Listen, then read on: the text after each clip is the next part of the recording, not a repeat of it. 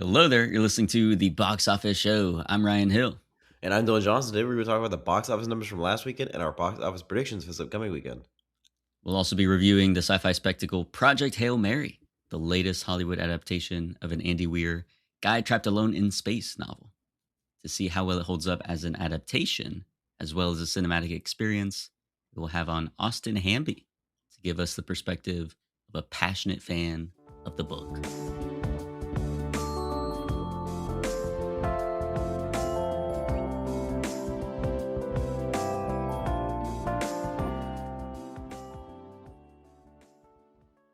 Let's start off with some news. First and foremost, FX's The Bear is going to be ending with season 5, even though I've thought it was going to be season 4. Heard that one before. Yeah. Right? But this time they're actually going to have to end it with season 5 because the cast is all moving on to different things. Yeah, so, they're all in movies now. They're all movie stars. Exactly. So they can get them back together one more time and end it off there. So that should be fun. Have you seen the trailer for the end of Oak Street, formerly known as Flowervale Street? No, I have no idea what that is. Really?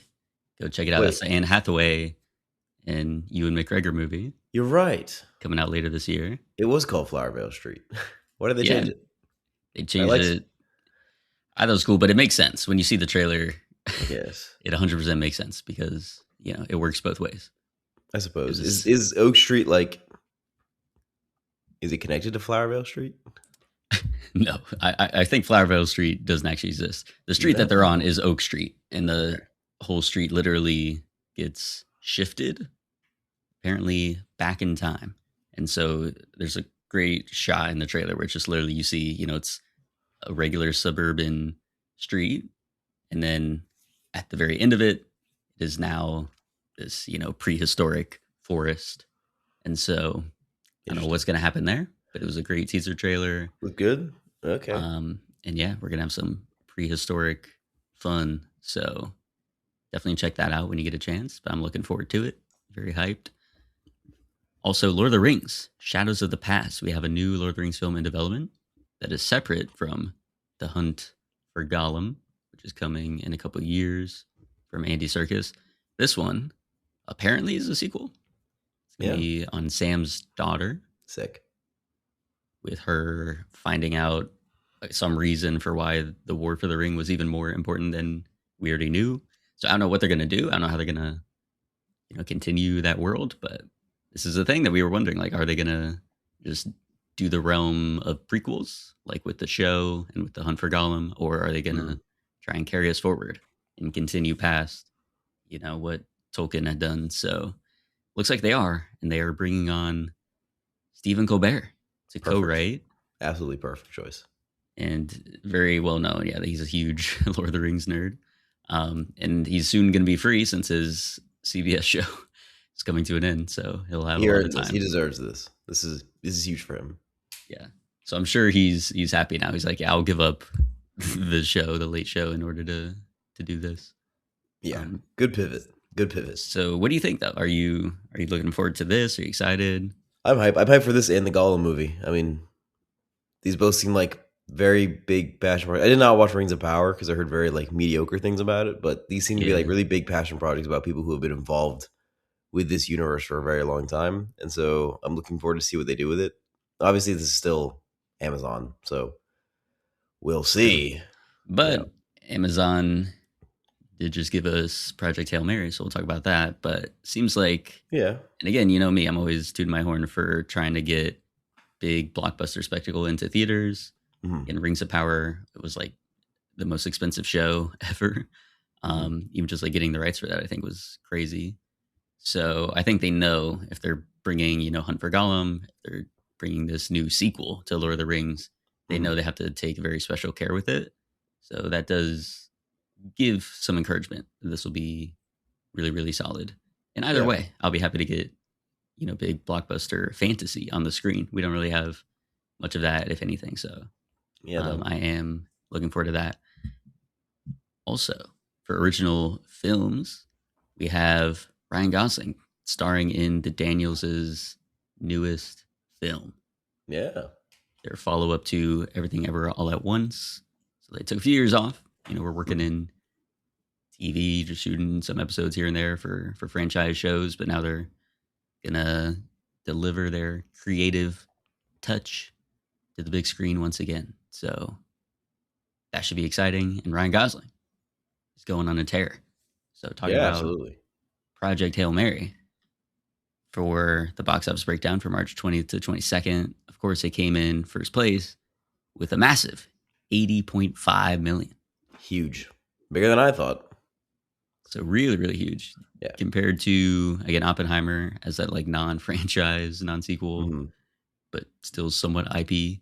That had 82 million in its opening. So this is definitely a really, really great performance. Yeah. And we'll talk a bit more about how that does. But yeah, a great start. Very good start. Absolutely. In second place was Hoppers with 17.8 million, bringing its domestic total to 120 million. And it is the second movie of the year to hit 100 million. Mm-hmm. Durandar, The Revenge with 10 million. Ready or Not 2, Here I Come. I hate the 2. I should just be Ready or Not, Here I Come. With 9 million. And then Reminders of Him with 8 million. Colleen Hoover. Scream 7 with 4.3 million. Goat, 3.4 million. Undertone, 3 million. The Pout Fish, 1.3 million. And Wuthering Heights running out the top 10 with 500,000, about to be knocked off, unfortunately. Indeed. As for our predictions for this upcoming weekend, March 27th to the 29th, we do have a new film coming out, They Will Kill You, but I think it's safe to say Project Hail Mary is going to retain its top spot. Certainly. So what do you think the hold is going to be for this film? I think it'll be a little less than half. I'm going to go 42 to 45 million in weekend 2. I think the hype train will keep the drop off from being too steep. I think people will still go out to see it. Gotcha. Yeah, I agree with that. I'm going to go 48 mil. We'll see, though, because it's also going to have all the premium screens, which I think is going to drive a lot of people to go out there. It's definitely one that people know, like, okay, see it in the biggest screen possible. RPX. I wonder how the 40X is for this stuff. But yeah, I think it'll do extremely well. They Will Kill You. Not a very nice title, but what do you think? Do you think it's going to get people to go and see this in theaters? I think less than 10 million. Less than 10. Sub 10. Yeah, I'm going to go 6 million on this. That sounds right. All right. So Project Hail Mary, a book by Andy Weir, who also wrote The Martian, which got, back in 2015, an adaptation with Ridley Scott at the helm. Very well received, made like 550 million, maybe 600 million worldwide. A lot of Oscar nominations. Definitely heralded as one of the best sci-fi films of the 21st century. And then Andy Weir had a follow-up book, Artemis, I believe, had to deal with the moon, but hasn't gotten an adaptation yet. And then Project Hail Mary, I think, is his third book. And then obviously now it is the talk of the town.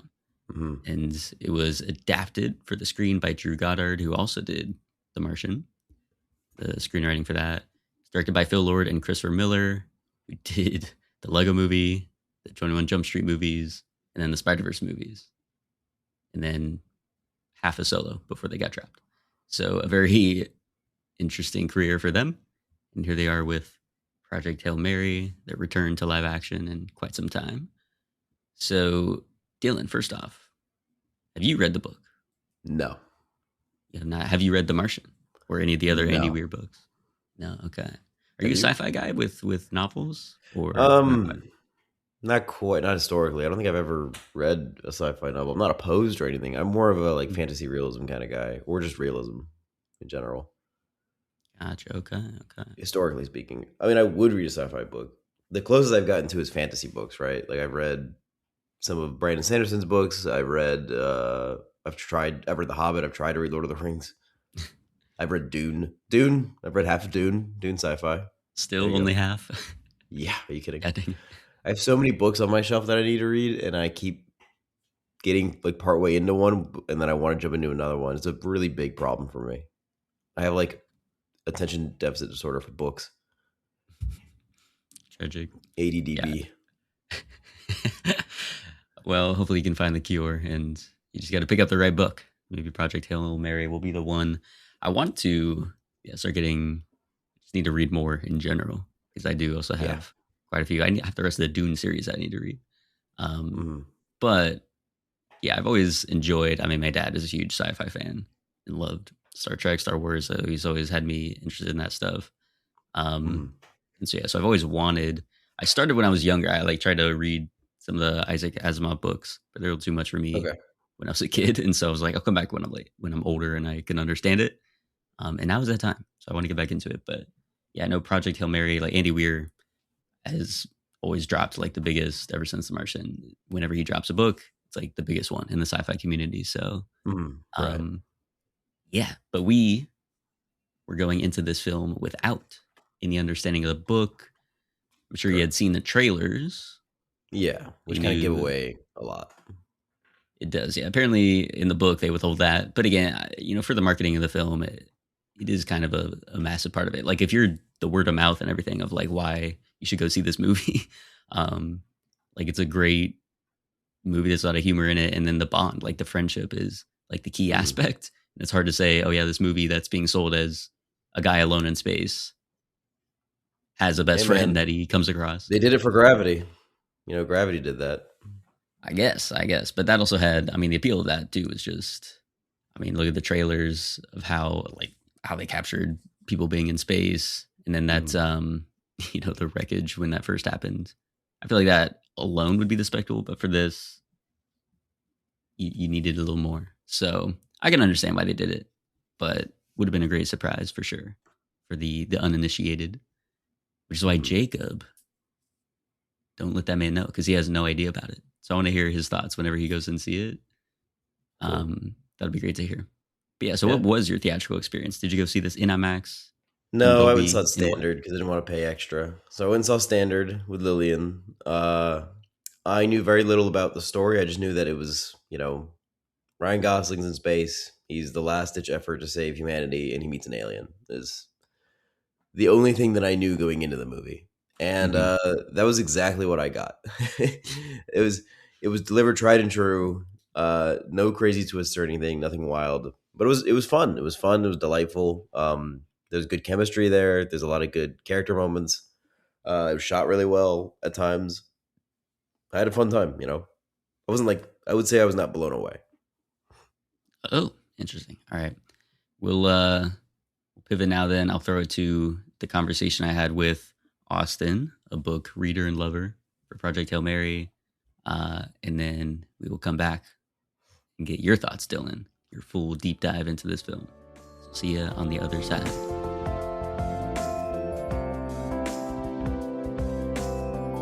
All right, and now I'm here with Austyn Hamby for her first time on the show. Thanks for coming. I'm glad to be here. I am so glad to have you, especially since we were talking about Project Hail Mary, a film that I know you have been looking forward to for a long time. Yes. Because you are a book fan. So I am. First, I want to hear a little bit about the experience seeing the movie. And then I want to know what the hype was like going into it. Like when you first came across the book and how excited you were going into this. So you went to a fan screening. That's how confident, they were in this film. Yes. They were like, we're going to put out these fan screenings, let people come to it early. And the word of mouth out of those fan screenings were, this is one to see for sure, which only raised my excitement more. So yeah, for you, it lived up to the hype? Yeah, it did. I was really nervous actually going into it because I had read the book actually kind of close to, I say close, I read it back in end of last year, beginning of January. And so relatively close to when the movie was coming out. But after picking it up, I was like, okay, it's a very beefy book, which we'll get into that later. But as far as the science behind it, they go into detail. So I, going into this, was like, I don't know how they're going to mesh it all or make it work and match the characters, or Rocky specifically. He's a big contingent that you want them to get it right. But man, we got there. They had done these advanced screenings. It was I think it was 15 theaters across the United States, and one of them just happened to be nearby. And my friend was like, "Hey, you see this?" And I was like, "Yeah," and we hopped on it. So we went, and I remember it was me, my friend, and my boyfriend, and he had known nothing. I had kind of told him a little bit about like my thoughts on the book and whatnot, but he knew truly nothing about what was going to happen. And so I was like kind of like buzzing mostly for his reaction on top of I hope they get it right. But um, I just remember like kind of taking it all in the whole time. Like I had this stupid grin on my face because I kept waiting for them to get something wrong or do something I didn't like, and it just didn't happen. Like I hate to be like a glazer, but I was kind of like, I was like, all right, are we gonna get maybe something that's like not, I don't like it, and it just did not. I the entire time I was like, no, this is incredible. You could see the love that the directors and Ryan Gosling and just the entire crew put into that, and how important it was to them to match the book. And as a reader, you kind of always want, right, as close of an adaptation you can get within reason. Now, I always say, as someone who is in both spaces, like the film space and the book space, there's always sacrifices that need to be made in order to make a good adaptation. You can't do a one-to-one, otherwise it doesn't work. And we've seen that happen, maybe not with books these days, but like with these live action adaptations. You'll see like these true one-to-one adaptations, and people don't like it because they're like, you just regurgitated what we've already seen. And it's right. Like, so, but yeah, I remember when the movie ended, I looked over to my left because my friend had read the book. So I know she was happy with it because I was happy with it. But I looked over to my left where my boyfriend was sitting, and he did the like absolute cinema meme. And I was like, good. Okay. That's victory there. For sure. Yeah. I was like, I felt good. I was like, that's perfect. But yeah, it was, that's the awesome. Cinematography, all of it was just so good. So yeah, you bring up a good point of, with book adaptations, like book to screen, there's always going to be some changes that have to be made since film is a visual medium, and in the books you can get away with a lot more internal stuff, right? Internal monologues and interiority, but we need to be able to put that on the screen. And I think, the visuals of Project Hail Mary are insane. Greg Fraser shot it. He did Dune movies, The Batman. This guy is like the top tier right now. That he is. He's churning them out right now. He is. So this is a gorgeous film.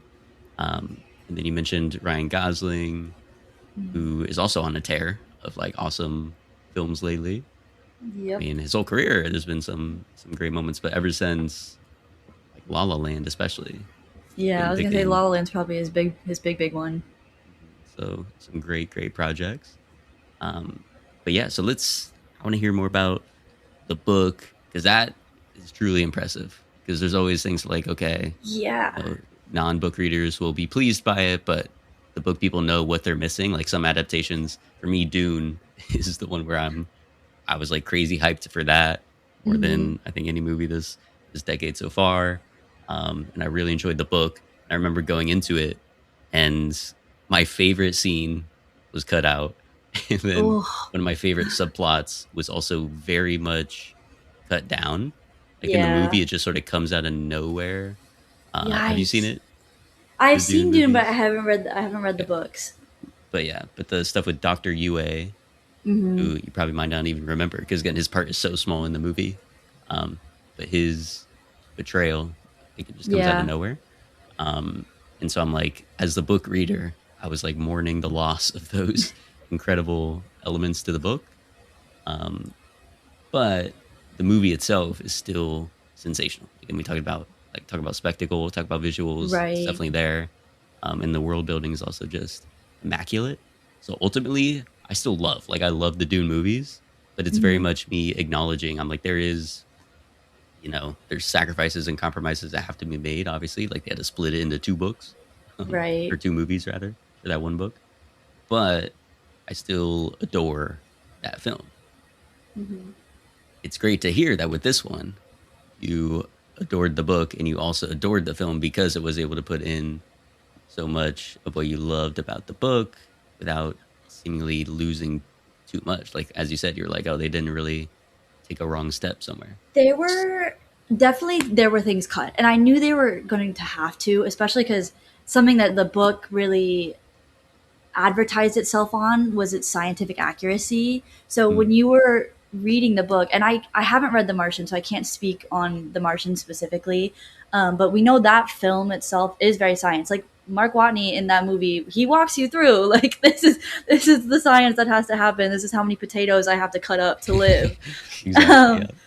In this one, they give you like the scientific formula for centrifuge and like how that works and what the different the Andy Weir, the author, I think it's in the back of the book actually, he mentions that he like worked hand in hand with a lot of scientists to get the scientific accuracy right. There's like a really long list of like people he referred to get like the quantum theory and time dilation stuff, all of that like done accurately, and that's in it. Like it is written out in here, like all of those formulas. I remember when I was reading it, like you would go from, oh, here's Rocky and Grace like doing some stuff, being fun and having friends, and then they're like, here's all of this scientific beef, like hopefully you can understand it. Keep up. So I was like, I don't know if they're going to be able to include stuff like that, and they didn't really. I saw one person online, I think it was on TikTok or something, complain about like, oh, it was still like really scientific beefy. I was like, I feel like they cut most of that. Like genuinely a lot of the formulas and equations and explanations weren't really in it. They didn't have time, and I felt like it's still like the story still flowed really well, so it didn't bother me. The more interesting things I thought they were cut, there were two main things, and I actually immediately was, my friend and I who had both read it were talking about it, was his amnesia at the beginning, how he got there, and the coma specifically, is a lot larger in the book. They talk about this gene that you have to have, and it ends up playing into the big twist at the end, the fact that he didn't make the decision to go, and that he was essentially kidnapped and put on the ship. A large part of that was in the book. Everyone who could be recruited to go on the Hail Mary had to have a coma. It was like, I can't remember the exact phrasing, but basically this gene that allowed them to go through this new experimental coma that these scientists were putting forward to, so they could sleep to get to the final destination of Tau Ceti on the Project Hail Mary. And Ryland not only was the only one who had studied with them and had been, along with the journey and kind of had been with the astronauts helping training them, he also was the only one who had that coma resistant gene and could, in theory, survive the journey to Tau Ceti. Because basically, if you didn't have this gene, your likelihood of surviving that coma was very low, which we know he lost his crewmates anyways. But yeah, so that was like a large part of why he had to be the one to go, and that was essentially cut. There really was no reference as to why he, other than the fact that he had learned everything. How do you feel about that change? My knee-jerk reaction is, I think it's a good change to. I thought it was a good change. I think it would have been a lot to kind of explain, like especially visually, because fun fact, the first like 30 to maybe 45 minutes of that movie is the first like third of the book. Like they go. There was a lot. Like he gets through his amnesia a lot quicker. Like when he first gets on the ship, he doesn't know his name. Like he does not know who he is. He does not know why he knows the stuff that he does, which they do tell you that, but not to the point of like, he spends, oh my gosh, probably the first 50 pages trying to get out of the crew space. Like he doesn't find the lab. He doesn't find the pilot center. None of that is shown until a lot later. You don't have that amount of time. Like we're talking, the movie's 2 hours and 45 minutes. You're almost already at a 3-hour movie, let alone if you try to include all of that. So those were kind of things when I was reading, I was like, this might be some of the stuff they cut. I didn't think they'd cut the coma thing, but I thought it worked a lot to flow better. So it didn't bother me all that much. I just thought it was interesting because it wasn't something that I had caught initially as, they might cut that. Yeah, I think it just works though for the character, because if he's already sort of, I don't know, like genetically selected pretty much as someone that's suitable for the mission, then it one, I think it becomes more clear the fact that like, okay, he's going to get forced into it. There's no other option. And he's like literally born genetically, designed in a way for this mission. Mm-hmm. It becomes a little more like, yeah, he's meant for this rather than what I think is a great theme of the film. I imagine the book as well of like, okay, he's got to meet the moment. Like he may not be ready Yeah. for it. He may not believe in himself, but he's he's got the capability and it all is riding on him. And so ready or not, he's going to have to like find a way to get it done. He's gonna have So to I do think it. the gene element would complicate that in a way, make it a Undercut it a little little bit less, yeah. emotionally, yeah. And then what was the other major thing that they had cut out? So Rocky, there was a lot more about his species and the planet they came from, and kind of what the differences between human slash Earth life and then Eridian life, which is Rocky's planet. Rocky, they go into detail, and this goes back into like all the science stuff that they cut, all of the like really bulky. Basically, his planet had a lot more, and this is how I'm not too scientifically inclined, but his gravity was a lot more intense. So like Ryland in the book does not go on to Rocky's ship at all. He can't, because it would literally crush him like to Gravity go on the ship. So we don't see that at all. It was like basically you get Ryland goes back to save Rocky because he realizes the Talmiba is like spreading and destroying the ship, and then they like hard cut to the epilogue, which is essentially the whole him on Eridian, on the planet, and they're in the bubble. How is he able to be on the planet? But not so the book basically explained that the like bubble they create for him, like they're able to, from the science that Ryland shares with Rocky, from what I remember, was like they were able to make a Earth basically for him to live on, which is a little silly, but I know it didn't bother me all that much. Right. But there was like the atmosphere, which is included in the movie, the fact that their atmospheres are different and they can't breathe the same air, which is why Rocky like gets severely injured if he's out of the bubble on Ryland's ship.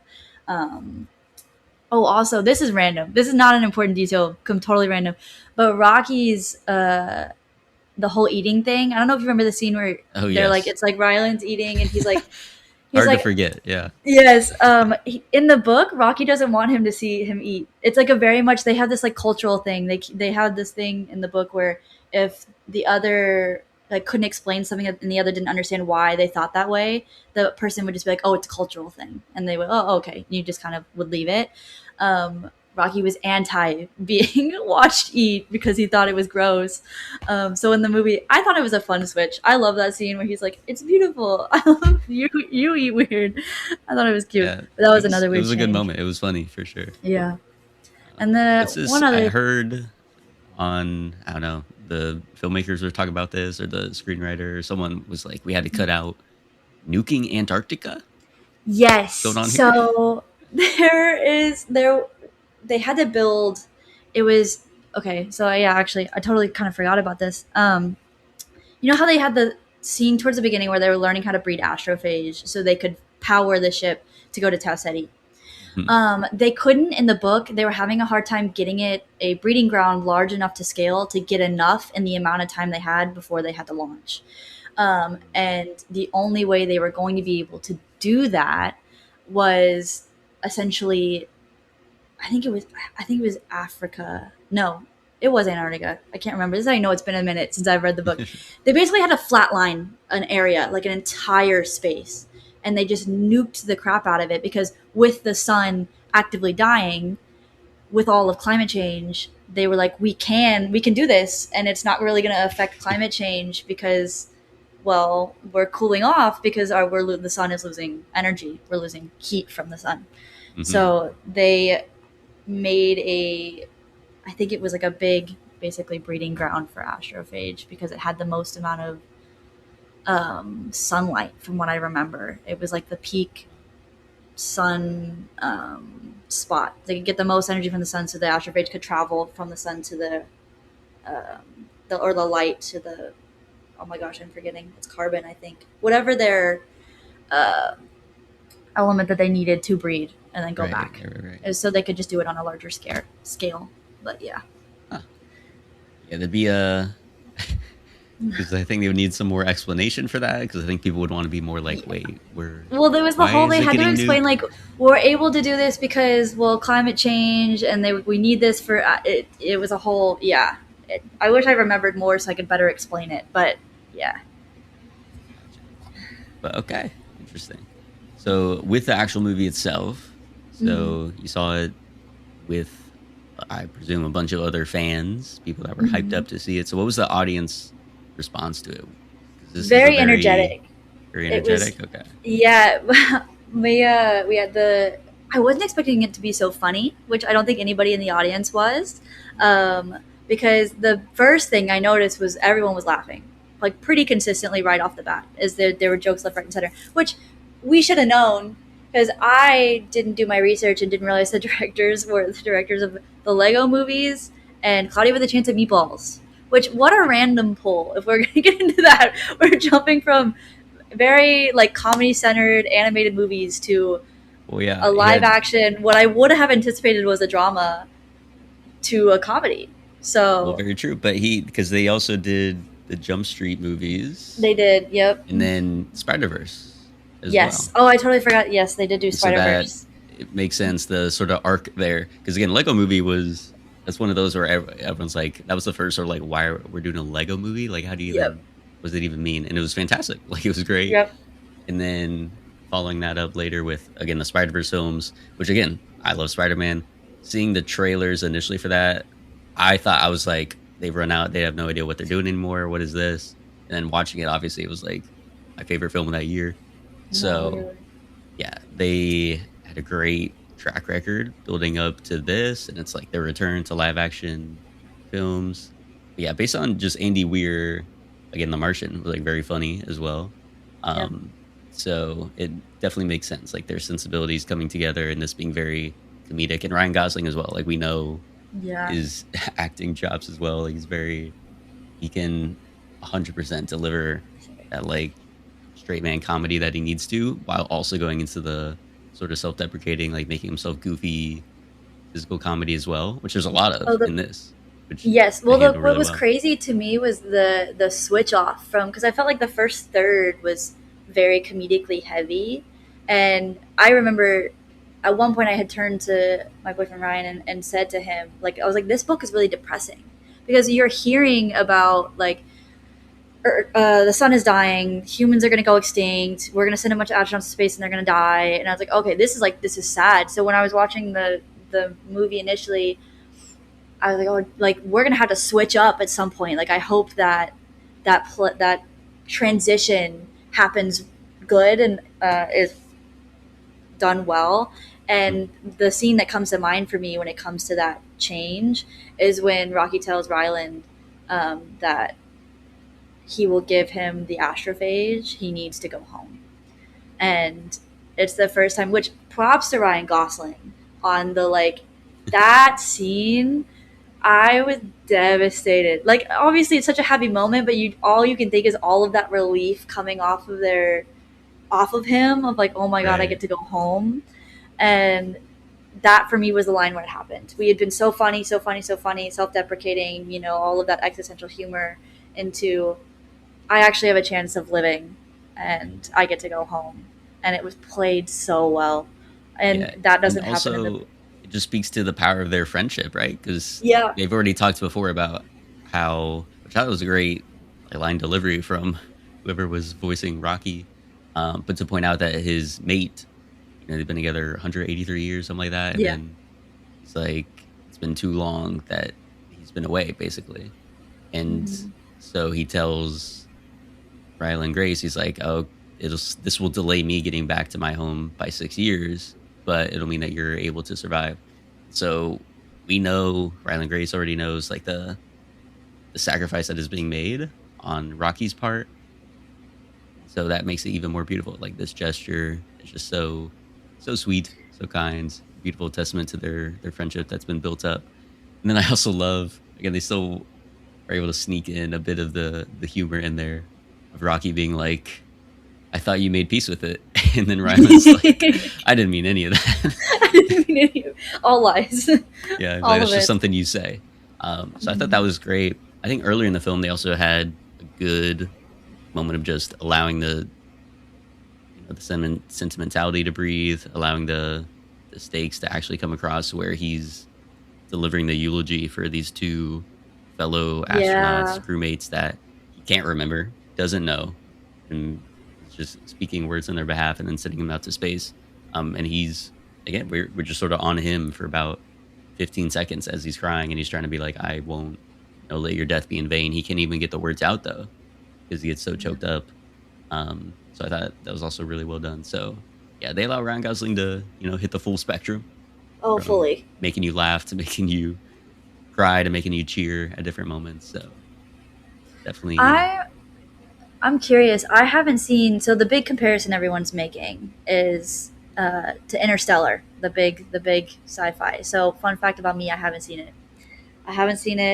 I know it's on my list. It's insane, especially because I know I will like it. Has Ryan There's no doubt. Yes, he has seen it. There's no doubt I will like it, but I wanted to save it to see it in the theater. And then the one time it popped up in a theater like a year ago, I was working and I couldn't go see it. So I still haven't seen it, but everyone's making this comparison. It's the argument of what you think is better. And to me, even without seeing it, I feel like it's a little apples to oranges, but I'm curious what your opinion would be, because I can't cover that. Yeah, they're doing slightly different things, I would say, because again, the huge focus on this one is the Rocky Ryland relationship. Like, if that doesn't work, then the whole movie doesn't work. And there's nothing really like that in Interstellar, right? There's no aliens you interact with, in any real sense, right? So there's gesturing, I suppose, at other beings in the universe, but it's not really, it's not really a major part of it, right? It's about Cooper, Matthew McConaughey, and his crew trying to save Earth in their own way, right? Find a new home. And so, yeah, I think that basic element, I guess, there's space movies where people are out in space trying to save humanity, so that's similar enough. But I think, and the spectacle is there as well. I think that's also what people are responding to, is that the outer space stuff is phenomenal. But yeah, not quite the same movies, especially in the I figured as much. But I was curious because it's all I see is the debate of what's better or what, and I'm like, I just feel like they're too different, and I haven't even seen it, and I feel like I can say that. But, and we can celebrate, both sci-fi epics. Absolutely. Like, we need more of films like this where it transports you. It's amazing to watch again on the big screen. So that's why you should definitely save your watch for Interstellar until it comes back in theaters at some point. Every once in a while I'm like, oh, maybe I should just watch it. And I'm like, no, I'm going to save it. I'm too much of a cinema. I like going to the movies, and two, when it comes to cinematography, especially when I know it's going to be good, I want to save it. And so I'm biding my time. So yeah, you definitely should. Again, I caught it. Because I loved Interstellar. I watched it when it came out, and it blew me away back then. And also it put me on to Matthew McConaughey, and ever since, I've quoted lines from that.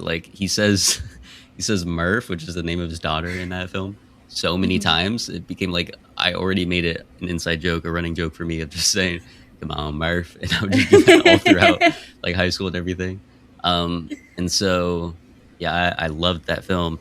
But in the past few years, I was having that itch to want to watch it again. But I was like, no, 10th anniversary is coming up. They're going to put it back in theaters. Nolan is the IMAX god. He's going to put it in IMAX. And so I saw it in IMAX, and it was amazing. Pure cinema. A lot of people have mentioned this because there's 2 knockout sequences. There's the No Time for Caution, the docking scene in Interstellar, and then there's the wormhole scene.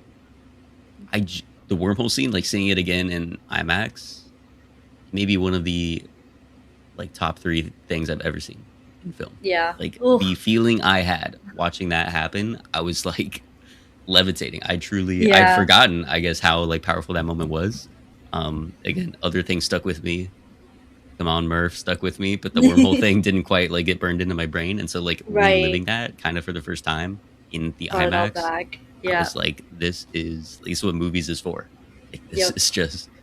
I had a couple of those in Project Hail Mary for sure. Yeah, like that moment, which I wish they didn't put in the trailers. I understand they gotta, sell people on and show like, oh, this is gonna be a big epic, but that switch to the infrared, like when he's doing the spacewalk, that was incredible. Like that's one of those chills moments. Yeah, and the moment that comes to my mind is actually not too long after that. The fishing sequence. That's what they call it when they have all the chains and they're. Oh, I knew. Like I remember when I was going to the theater that day, and I was talking to my friend. I was like, I don't know if I'm ready to watch that scene because that's one of those things like everyone talks about a page turner in a book. That for me was that like I could not. I was working when I read that scene, and I would be like running downstairs like to go down in the break room and like, read, and then go back up. But so and it's it's so intense. That's the make or break. They either do this and everything goes right and they get to go home and Earth is saved and Eridian is saved, or they fail and they die and everyone dies. And the aftermath of it too, with the centrifuge failing and both of them nearly dying. The whole, like it gets me out of intense just thinking about it. But it was so beautifully done, and getting to see all the colors coming off the planet and just it was so good. Yeah, that was so phenomenal. Good. The little kind of ring of fire of the astrophage that they had set in just such a way where they would slow their descent of like getting pulled into the planet's gravity.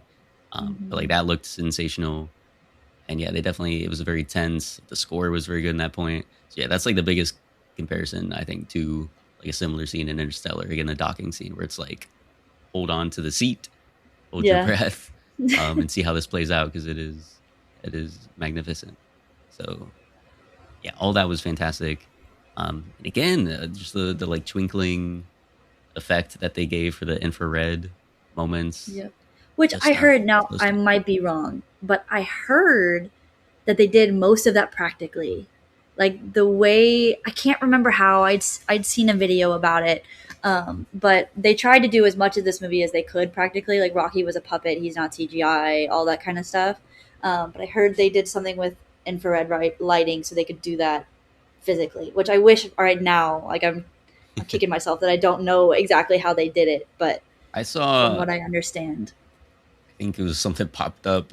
I didn't actually like listen to the video, but I saw a little bit of the text that was there of them saying they had, it was like Christmas lights on chicken wire that they interesting were able to use for, which at some level, right, they would have had to use some sort of CGI to expand. Like I said, there's probably CGI enhancements for sure. At least for some of the shots, like they do a close up, very like 2001: A Space Odyssey-esque of Gosling.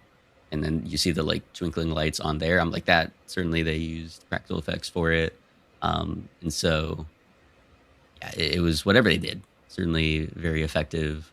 A cool visual element to include alongside the ship for Rocky. It was also very unique, very cool. How did that, come across in the book? Was that like sort of on point with what you had envisioned, or was it something where you're like, it was similar. I try and envision this like this alien ship? Because a little bit of both. So I'm very fortunate in that, and I'm forgetting the word for it at the moment, but like when I read, I can picture it in my head. It's like watching a movie. It's not just words on a page. Do you say the words in your head? A little bit. It's like a narrator kind of. Like you when I'm reading, I can hear myself, but I'm also looking at like the characters have faces and they have voices, and I see them interacting.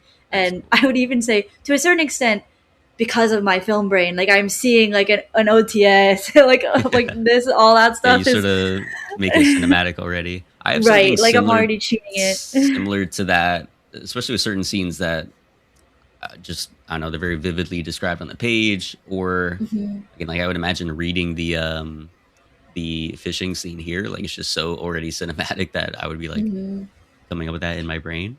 But we have a friend of the pod, longtime listeners will know, our old friend Spencer. He says that it's like entirely just the images. Like he doesn't read the words in his head. Like it's just the images that pop up. And I'm like, I don't know how that's possible. I'm kind of like a slow reader. And so that frustrates me because I'm like, if it was all just images in my brain, I would go through much quicker. But I feel like I can understand that a little bit because I feel like especially when I'm like really reading, like if I'm reading a book and I'm in the scene, like again, the fishing scene is a great example. It's a little quieter. I don't ever think it's 100% gone, but like I could definitely see like, oh, I'm just in my head. Like this is them talking back and forth, and for the most part ignoring what would be my voice talking. But yeah, 100% is crazy. Good for him though. I bet that's fun. That's what I'm saying. I'm like, yeah, like wow, what a great experience. If you want a book, because a book I recommended to him and a couple other friends, which this is one of those, I'm sure you have it as well, but like you read a book and you're like, I want to be the one to adapt this. Like I want this to be my adaptation. Red Rising. Oh my gosh, I just bought it. You just bought it? I just bought it, yes. Oh my God. I just bought it a week ago. That is so cool. You're in for it. Again, the first book is kind of like Pee-wee Game of Thrones meets Hunger Games. But then from there, it just becomes Game of Thrones in space in the best way possible. Oh, like, that's so exciting. Brutal, I've only heard good things. It is beautifully, like the writing just gets so much better and better and better. Yeah. And yeah, so you'll have to keep me posted on your thoughts on that as you go through it. Please do. But yeah, that's the one where I literally have a document where I was like, here's how I would structure the adaptation into a television series. Like the 10 episode slots, like here's where we would end it off. Right. For the first few. And then I stopped because then I got sad because this has happened in the past. Again, longtime listeners will know. The Obi-Wan Kenobi show. Did you ever watch that? Oh, I did. Yes. Just for fun, just for screenwriting practice, honestly, I had written out like a Kenobi Star Wars story movie script. Oh, yeah. And it was way better than the show, not gonna lie. Yeah, the show was a little... Yeah, not the best. Not the best. It's why I didn't, when Ahsoka came out, I didn't touch it, because Ahsoka's my favorite character from Clone Wars. And the second I saw they adapted it to live action and then the Obi-Wan show was bad, I was like, I can't touch it. Don't need it. Tragic. So, because of that, again, that scarred me because I put all the time in. Again, it was just for practice, just to like actually write out a script. It was great practice and everything. What I learned as well was you do some, editing in advance as far as like where the story is going to go, because it was a very long script.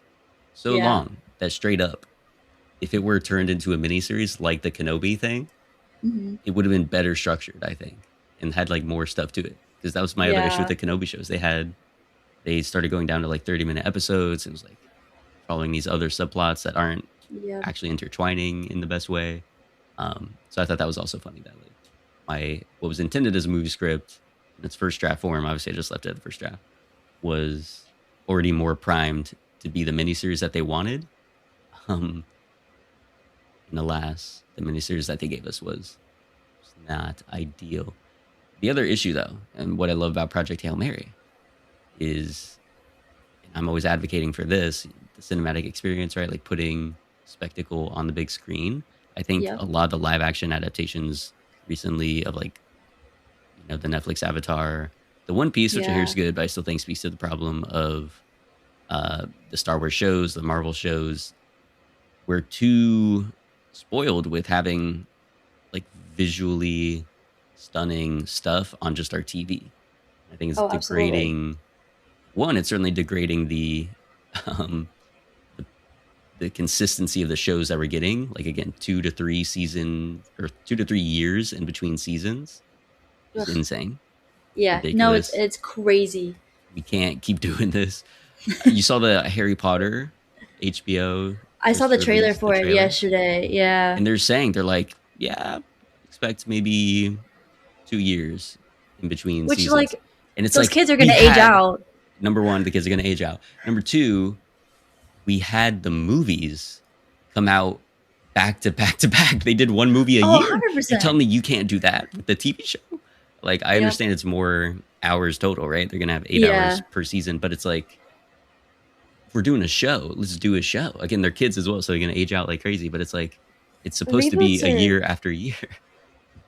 It's so crazy to me, the production turnarounds these days. It's everything. And I could get into Stranger Things. Let me tell you, as someone who's been a fan since like the beginning, going through season 5 after waiting almost 4 years is like, there are not words for that to be the final. And I don't know how you felt, or if you've even seen Stranger Things. I didn't see it, again, because the wait, like, had those 5 seasons came out in succession, I would have watched it, but because it took so long, I was like, I just don't feel the urge to go back and watch it, because then I would need to watch the first 3 seasons again to remember anything, because it's been a decade. So I'm like, I don't want to invest that time again. But it's been a thing I've said a lot on this show, is like, I'm tired of these amazing like franchises or IP or books or whatever it is, like getting adapted into television shows. For some it works, for some it's necessary. Again, Game of Thrones needed to be a show. Red Rising, for instance, I think the complexity of it, especially as it goes on in the series, like, it needs to be a show. And you can have those be flagship shows, but especially when it's properties we've already seen as movies, or that are more easily lent to being adapted to films. Again, if we did it for Lord of the Rings, like, we can do it for all these other things. Like, come on. Correct. I just want that spectacle to be reserved for the cinema, so that we get experiences like what I had in IMAX for Interstellar, and what we just had with Project Hail Mary. Like, being able to experience that amazing visuals. Like, sure, it'll look good when we watch it at home, later when it hits streaming or comes out on physical media. But will it match the sensation you felt seeing it for the first time in that big screen with an audience of people that are also enraptured by it? Like, no, of course. That's the best way to view it. So that's what I want more of, like, the spectacle that is for theaters can only be truly, truly appreciated at its max potential in theaters. Project Hail Mary delivers on that. Too. Yeah, in spades, because on a similar kind of vein, a lot of issues I've had recently with, especially TV shows, but with some movies as well. I have a couple that come to mind. In the cinematography specifically, I feel like there's a lot of, like, it's really flat. We've like flat, like, lighting, not a lot of color. I feel like Wicked is the, like, most recent culprit. Everyone talks about the blandness of what should be the Wizard of Oz. But, like, I don't know what was going on there. That was truly, because I would talk with just like my coworkers when I was working at the grad center at UCF. Like, they were the normies, right? Like, just regular casual film goers.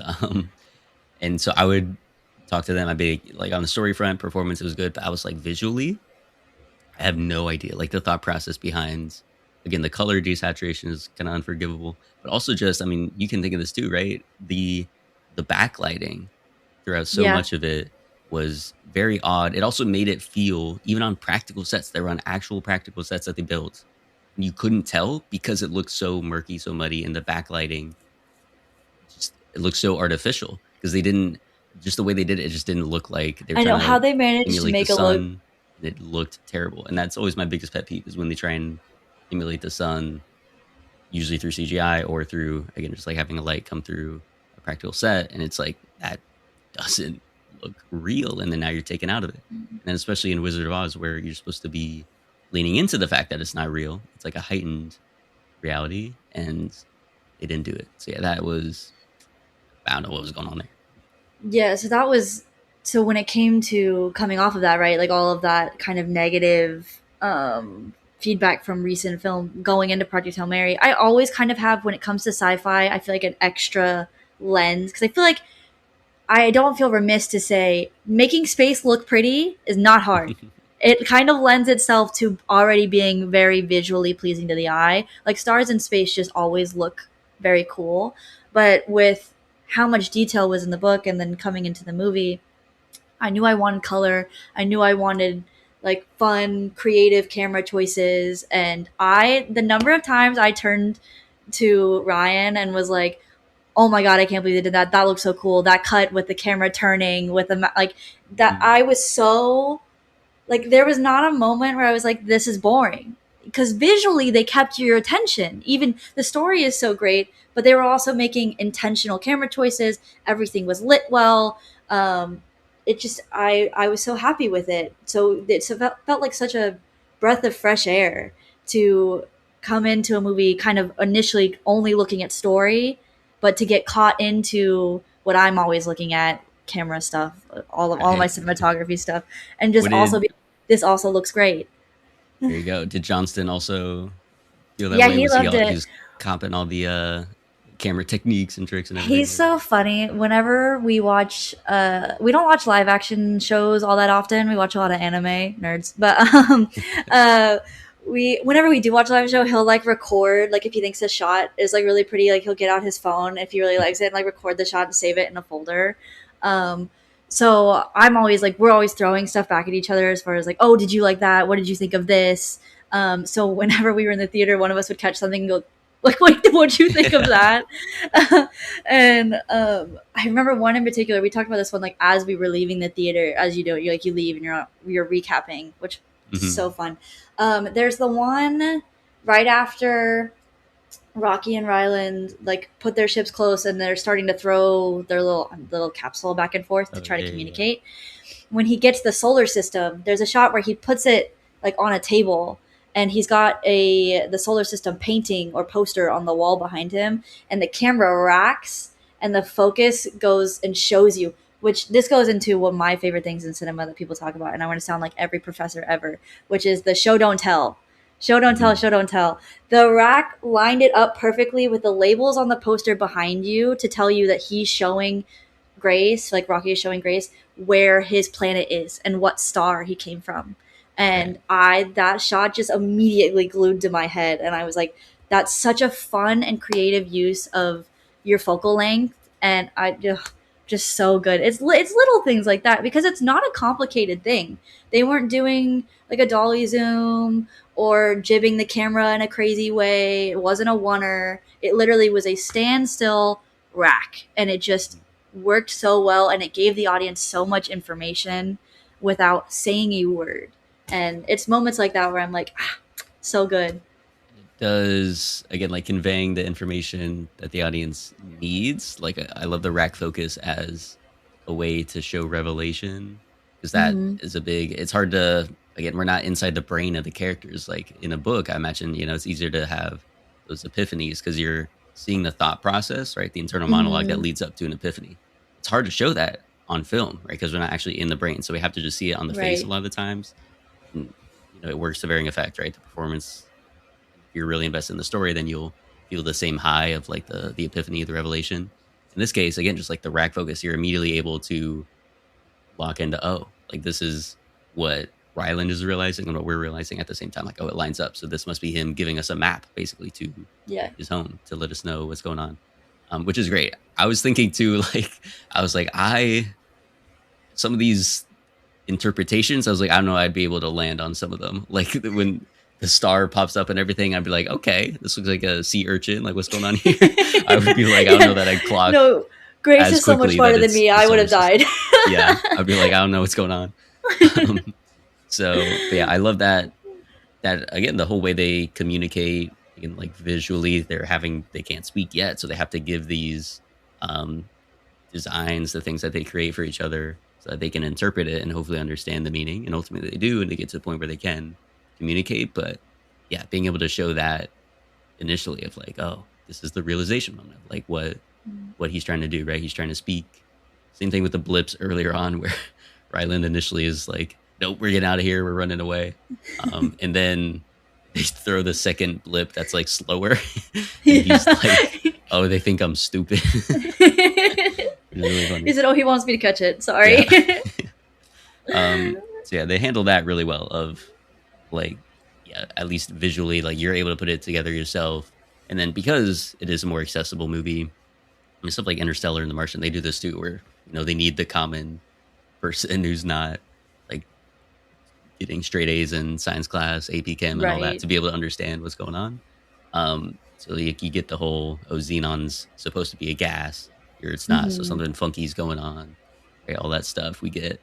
But yeah, I do like, as you said, just the way they're able to, in those more simple moments, like obviously the grand spectacle, they nail it 100%. But in those smaller moments where they're trying to keep up the pace, the rhythm, the momentum, and to convey that information, show and not tell it, they handle it really well. So I would say, yeah, solid.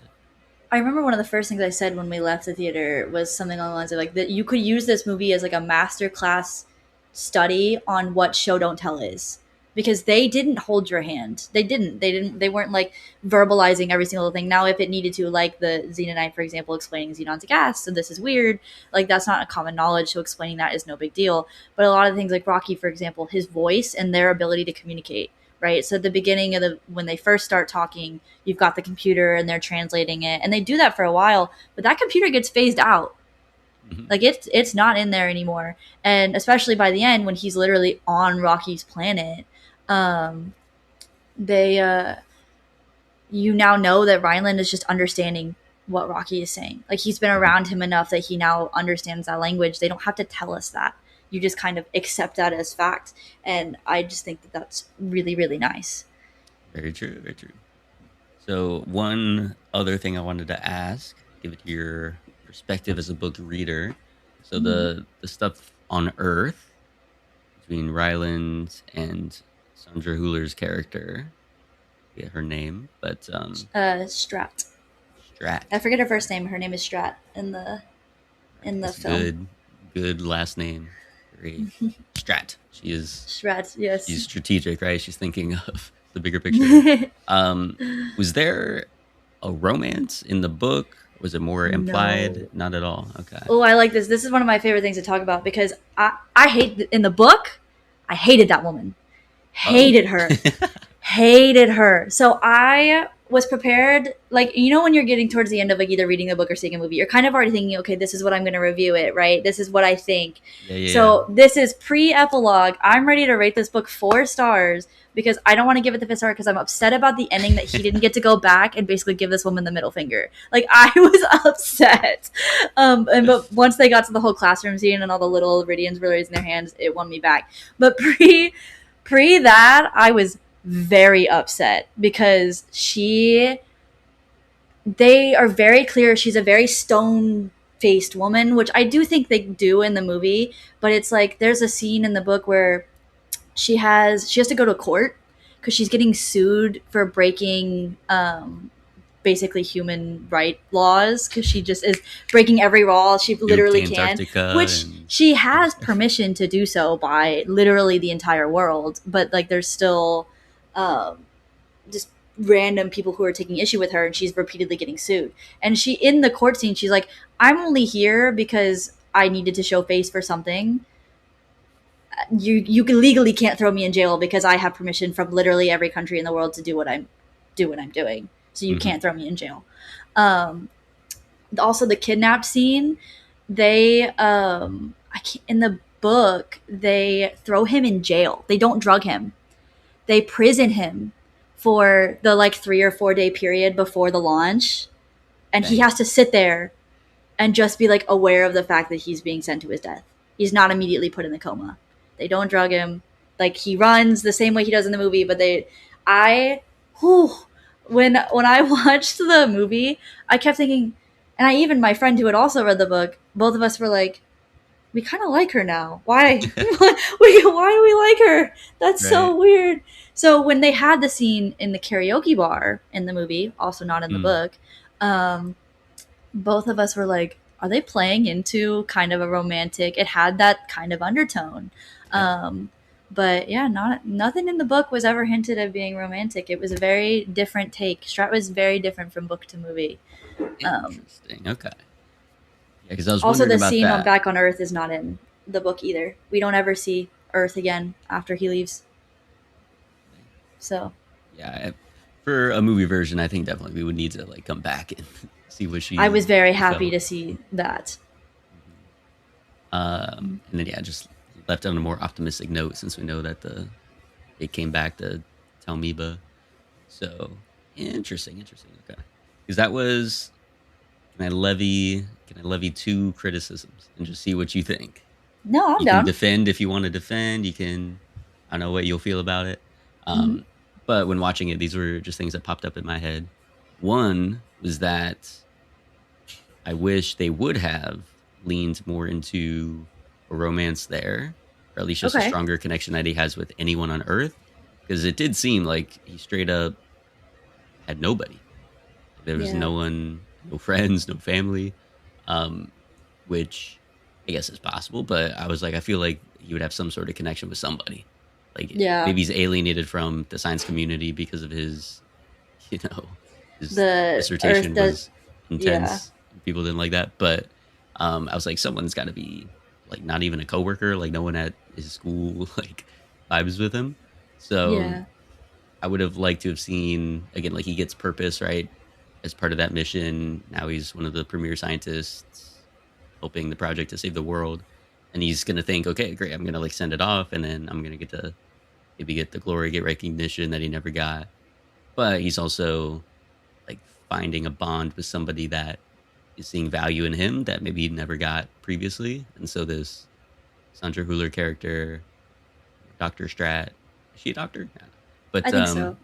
But she and him, if they have that, if they just lean more into that connection, it would make it even more, 1, bittersweet, and 2, hardcore on the part of Strat for her to then send him up and be like, "You're going like this. You need to go." Yeah, and because in the book, with the whole Strat thing of sending him, she didn't care. Like to her, it didn't matter, which was why in the movie I thought was done a lot better. And this is on part 2 of Sorry, my cat's in the background.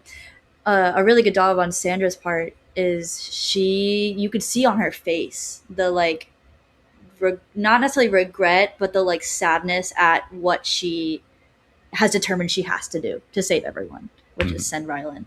No, I liked the addition of their relationship a little bit, of being a little more less professional and more friendly. But so that would be one thing I wish I would have leaned into more. And then the other thing, so, and you can let me know as well, this happens in the book, but I thought at the end we had a little bit of a narrative repetition with Rocky basically on death's door twice. You get a long extended sequence after he saves Ryland and then was like outside of the his little bubble. Then we have to sort of nurse him back to health. And then we later after that, all right, they say their goodbyes, it's all good. But then he's woken up because the Talmiba had started escaping. So he's like, oh, great. Rocky is now at risk. Like he's going to die, basically. And so then he had to decide whether to return home and then whether to go to Rocky. Again, my note for having a stronger romantic connection with Strat would be now he has a real dilemma. Again, like most people, I think you'd want to be on Earth, you'd want to survive. But the strongest connection we've ever seen him have to anybody is Rocky. So like we know at that point, like he's not going to save Rocky. But imagine if he had not just Earth and, you know, returning home, but he had Strat, like someone he had basically fallen in love with, someone who did betray him, but now he's going to be able to go back and like, he'll be the savior, but also you just get to be now a normal guy and like be with her. Now there's a real choice between does he go back home to Strat or does he go and save Rocky? So I thought that would have been, would have helped because I was like, at that point, I'm like, we're not going to let Rocky die. Like we're going to go save that man. Right. So that to me felt like it wasn't as powerful of a choice or as tense of a moment because it was sort of inevitable what was going to happen. And then when we did get there to his ship, we have another moment of like, oh, is he dead? Like we're tapping on the door, waiting to see if Rocky pops up. That's true. I wondered if that happened in the book and then what you felt about it. So plotline wise, all of that in the book, like none of the main plot was changed. So we did have like Rocky almost died after the fishing incident, and then also Rocky getting what would be stranded in space and eventually die because of the Talmiba leak. My kind of interpretation of both and why it didn't really bother me, and I'll answer kind of both because to me they're kind of intertwined in a way. The main message, I guess, if you wanted to say like, oh, does Project Hail Mary have a message? The message I kind of got, and I think Rocky even has a line too where he kind of lays this out, was the whole Ryland doesn't want to go to space. Like he's a coward, right? Quote unquote, because he doesn't have anyone to fight for. To him, humans, yes, they're humans, like, and he cares about them on a like surface level because everyone cares about their own species. But he didn't really have anyone other than his students. That was the big thing. And he even uses that whenever Strat's like, you are going to go to space. And he's like, no, I belong here. I'm a teacher. I'm supposed to be here with my students. That's the closest thing pre-Rocky that he has to like a true relationship with others are his students. He cares about being a teacher, which I now looking back maybe could have been emphasized a little bit. But that for me was like, that was his connection. He didn't want to, leave his students behind, because he even says it in the book at one point where he's like, even if I come back, my students are going to be like in their 40s. Like they're going to be grown up and I'm going to be the same age. And that's weird. But, when it comes to going back for Rocky right after, to me, it's less about Rocky dying and more about Ryland making the conscious decision to go back and fight for somebody when it puts his own life at risk. In the book, they talk about this a little bit more. Ryland can't eat Rocky's food, and he is essentially out of options when it comes to food. They end up solving this later in the book about how he can live, which is why he ends up on the planet. But going back for Rocky is a death sentence for Ryland. Which they needed, I think, to convey in the book.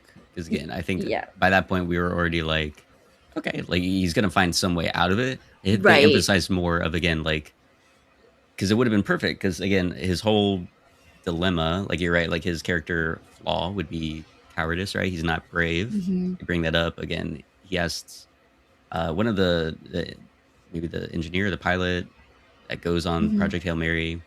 He asks him, like, how are you so brave? And he's like, oh, you just need someone to fight for, right? Yes, so that was the line I was trying to think of.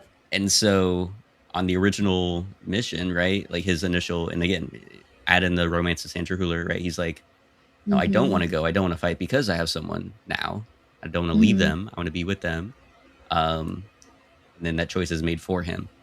Give him the same exact choice at the end, where now it's go back home to someone he cares about, or now go on a mission where there is no return, another suicide mission, another Hail Mary where he has to go and save Rocky, which may not even be a guarantee, but certainly is going to be a death sentence for him, even if he can save Rocky.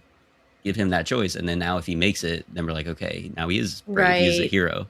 They do have that. It's like the extra level of pressure, But exactly, but then that helps accentuate the fact that yes, he has changed. Now he has someone he cares for, that he's willing to sacrifice himself for, that he's going to choose this brave option rather than like run away from it as he did in the past. Yeah.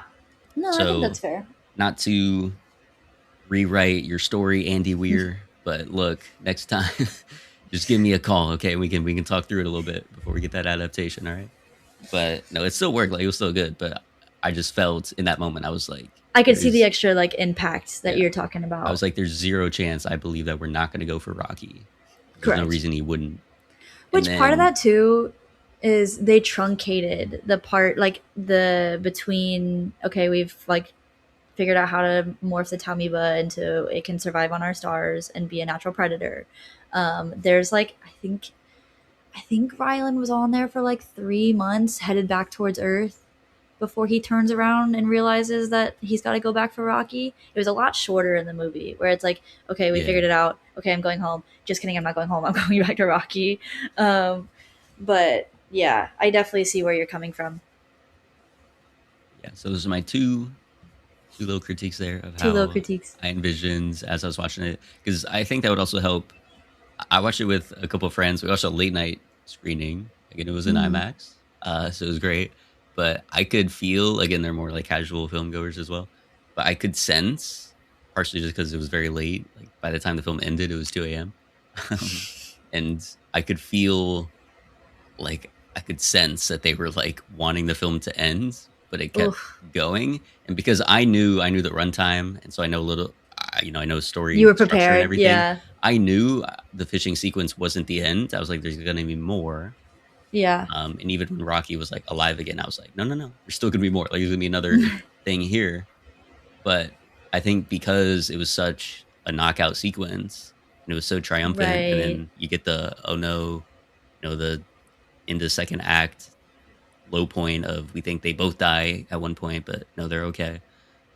It sort of seemed like that was going to be the climax, and it wasn't. And so yeah, I think for people that aren't book readers, that don't know what else is coming, or aren't just aware of the runtime and don't have like a good internal clock, or like me that don't just are always thinking of, okay, what is the story structure going to be? Where are we going to go next? I feel like it may feel like, Return of the King, 17 different endings at the end of a film. So I feel like had we had a choice, like Ryland, if we were building up to that choice of like, okay, we still haven't resolved his fundamental character flaw, then I feel like people would sense more of like, okay, we do need more for completion. Like, we do need this character arc to be resolved, even though on the surface we've saved the day. That's not really what it's about anymore. Right now it's about the character. Is he able to transform and change? I feel like that was just missing a bit, but still like a great time, a great movie to watch. Yeah, I wonder what other people that aren't expecting that, longer runtime, because it was a pretty long movie. It was. I also didn't know it was that long until right before. I was like, I think it's gonna be like just over 2 hours, and then it was 2 hours and 45 minutes. I was like, oh, we're working on 3 hours. There you go. So you gotta know what you're going in for. Yeah. All right. So any other things you want to throw out there? Observations? Things to highlight? I think off the top of my head. Are there moments that made you go, amaze? I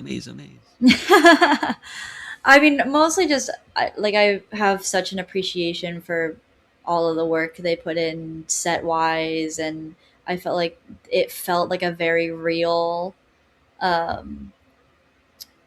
wouldn't say real set, but I mean like a real space. Like the spaceship felt really authentic. Even Rocky, which is very obviously a fantastical character, like felt grounded to me. It was very nice to like. It felt very easy to accept. Like we talk about suspension of disbelief. When I was watching it, I didn't feel like I was necessarily stretching for anything, which I really liked. And I just felt like everyone did such a great job. There you go. Very well put. All right. So how many Petrova lines out of 5 are you giving Project Hail Mary? I did give it 5. I'm not gonna lie. I gave it 5 out of 5 Petrova lines because I do love it. I this is more embarrassing, but I have gone so far to put it in my Letterboxd top 4 because it has. Snap.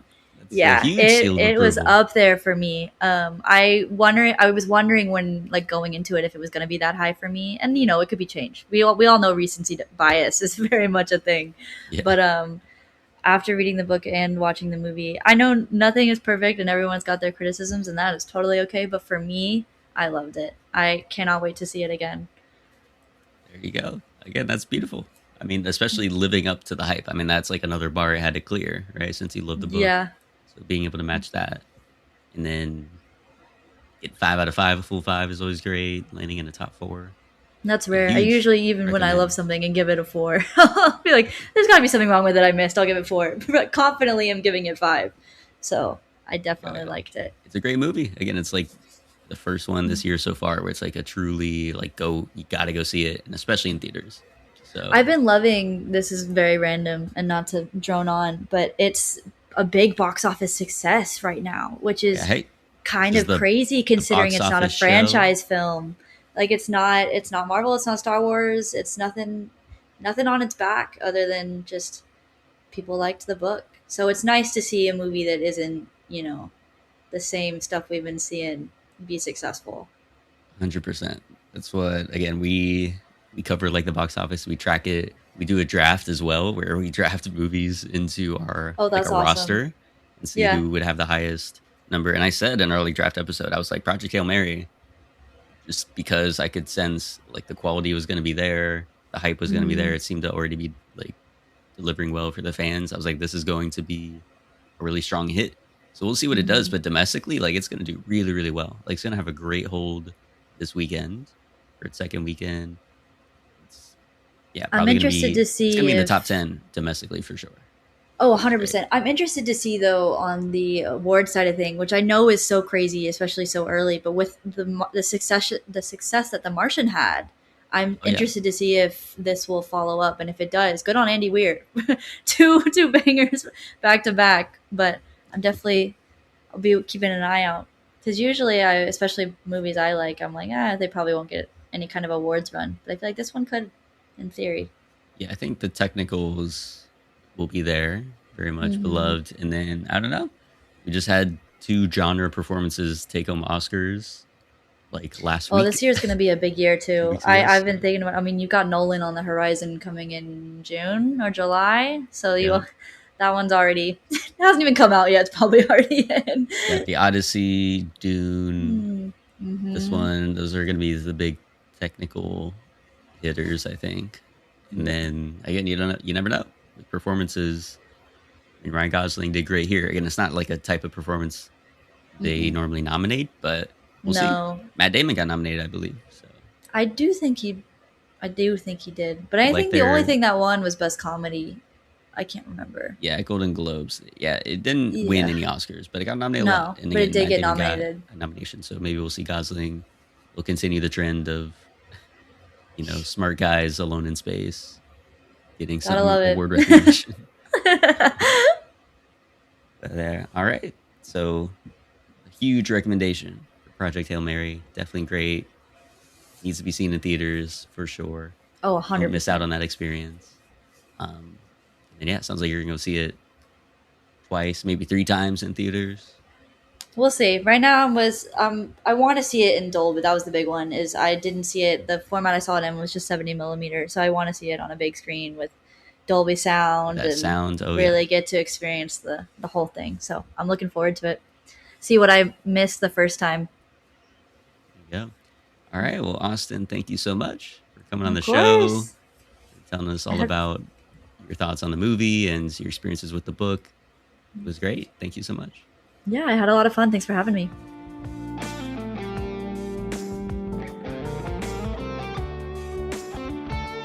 All right, Dylan. Yes. It is now your time to go into depth with your thoughts on Project Hail Mary. So you weren't blown away. No, not quite. I mean, I really enjoyed it. I thought it was fun. I'm going to go see it again, so maybe my thoughts will change. But I thought it was very entertaining. I thought it was very poetic at times. But I feel like for a movie where I'm with Ryan Gosling's character, and this has to do with, the whole core aspect of the story structure. He's a guy who has trouble remembering who he is, and he's slowly regaining his memories.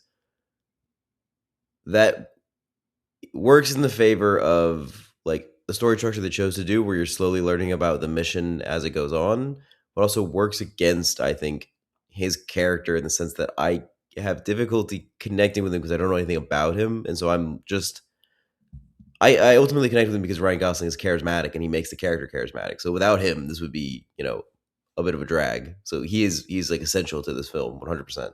Mm-hmm. And then the other aspect is his relationship with this Rocky character, this little alien. That friendship is another clue to his character that makes me care about him. And that's also the other important aspect. But other than that, I don't really know anything about him as a person. I don't know what he's interested in, what he likes, who he is, what his feelings are, what his thoughts are.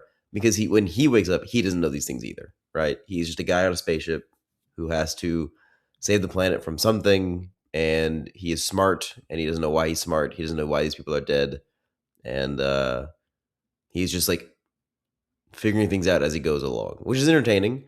It does, vibes-wise, remind me a lot of The Martian. It's a guy alone talking to a camera, just problem solving to keep himself alive and to solve whatever problems come up, which is entertaining. Yeah. That was one of the big things I loved about The Martian, was watching Matt Damon just fix problems and live on Mars. Grow those potatoes. Yeah. It was sick. That part was great. I don't know. It was very long. I'm not going to lie. it was entertaining. You know, Rocky's a very fun character. They have a really great chemistry, a really great dynamic. Parts of it were shot really beautifully. I love the infrared sort of astrophage scene where Ryan Gosling's on the spaceship and the infrared lights come on. I really like the look of the planet that they go and see. The green planet, Tetra, whatever, looks incredible. The swirls looks beautiful.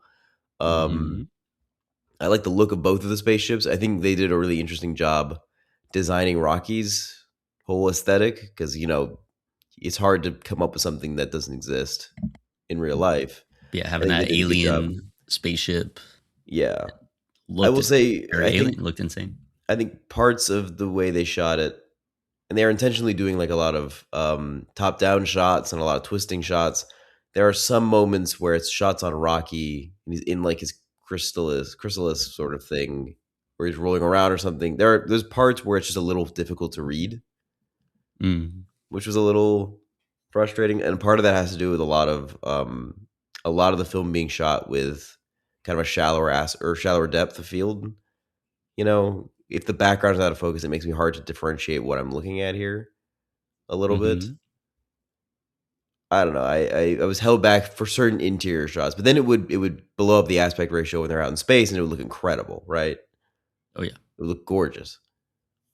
Maybe I needed to watch it in IMAX, get it on the biggest screen possible. Maybe that would have been a little bit easier to read, a little more entertaining. I was just in a standard viewing, but no, I thought it was overall shot really well. I mean, Greg Fraser is a legend. Dune 2 is incredibly looking. You know, it's beautiful. Overall, I liked it. I had fun. I enjoyed the characters. I was sucked into the story. I wanted to see them solve the problems. I liked watching them encounter issues. I feel like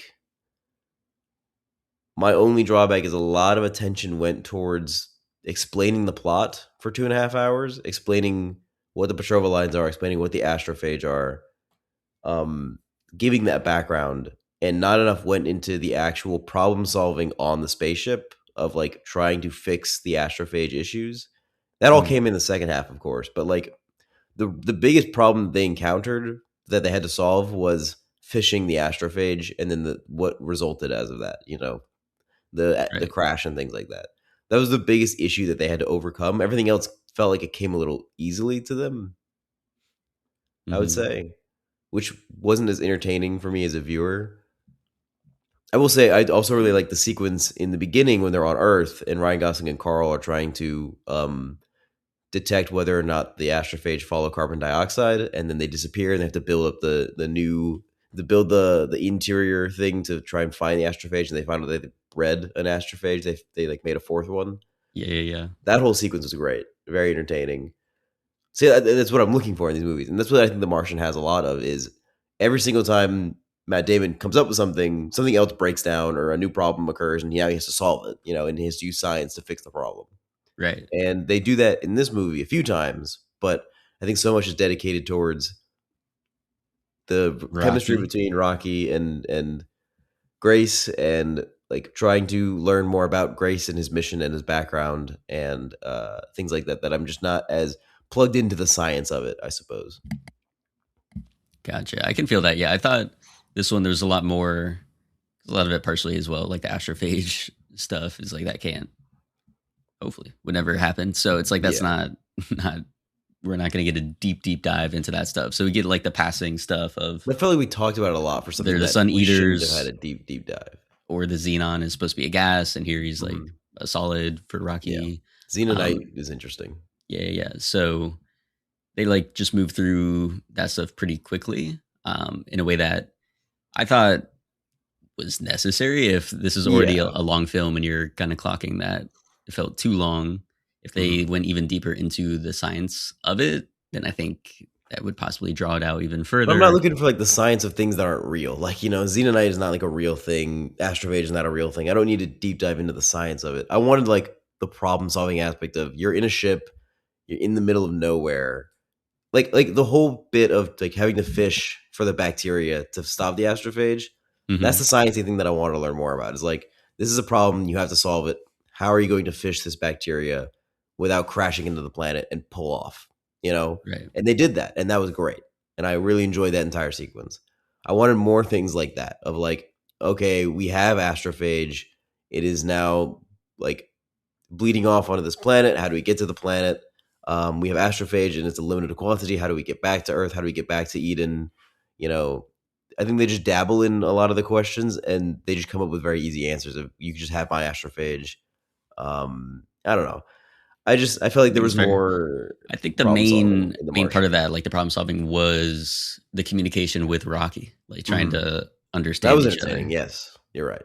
And I did really like that. I think that was a lot of very humorous moments as well. Like when he started getting the voice and he was trialing all the different ones, like Meryl Streep. But right before that, like when again they don't know how to communicate, so they have to just be passing back and forth these like little creations, their arts and crafts, in order to understand. Yes, that part I enjoyed. You're right, absolutely. And he's able to use the computer to help create a language bank for him. So yeah, I thought that was great. And then I mean, I kind of agree with you on like the problem solving. I would have loved more of it, but I just think they tied it in so closely with Rocky. And again, that's like the heart of the film is the companionship with him and Rocky. That needs to work. And so I think we got enough of that, at least of like their problem solving. But I did think it was really cool, like the element of these two completely different species, each of them trying to solve the same problem and save their stars, save their entire species. Neither of them would be able to do it without the other. Like they're both limited in some way, so that they needed each other and needed to work together in order to find the solutions to those problems. Like I think that part of it was great, and I think they did a good job of conveying that, of like how each of them were critical to the mission. Yeah. So I would agree. Yeah, that was spectacular. But okay, so you mentioned, of course, the fishing scene, which was incredible. I did see this in IMAX, and that thing was gorgeous. Yeah. That flip, first of all, even before they do that, like when they're in the picture of line and he's just like trying to capture the astrophage to see what's going on, and then we flip from the real life to the infrared vision. Cinema, pure cinema. Looks beautiful. Looked truly gorgeous. And they have a lot of moments of that, of like in space, particularly around that planet that they name Adrian in honor of Rocky. I think they do really, really well with all of that stuff. As far as the interiors, I kind of see what you mean in some of the stuff, because it is kind of how Greg Fraser, like you can see even in the Dune and the Batman films, the Batman also has a little bit of difficulty in readability for some scenes. And it is his, because there's that one scene too which I was very emotionally effective, where Ryan Gosling is realizing that Rocky is going to give him some of the astrophage, so he's able to make it home, and then he can like let down that guard of, because again he was like, oh, I've accepted it, but of course he hasn't really reckoned with it, but he just had to put up that front so that he could function.